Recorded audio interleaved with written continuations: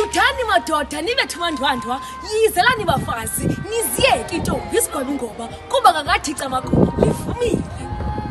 Chotho sibekho isikhukukazi esikwazi ukufuka amantonto aso ntitho nangemini zembandezelo. Vuyani nigcobe kube kumkanikazi yesizwe samaXhosa imema umlisela nomthithana ohluleka ngombozoni nezehlabathi. Inkampu izokube ibanjelwe kukomkhulu laseNqadu ngomhla we-18 ukuya kumhla we-20 kwinyanga yomSintsi kulonyaka simi kuwo ka-2025.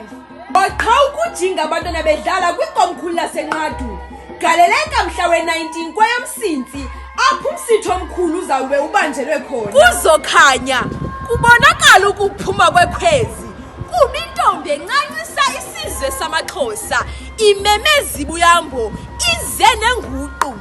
Sizawuzinza ke Siwuzimase lo msitho khona ukuze sizuze inzuzo kuwe nonzuzo.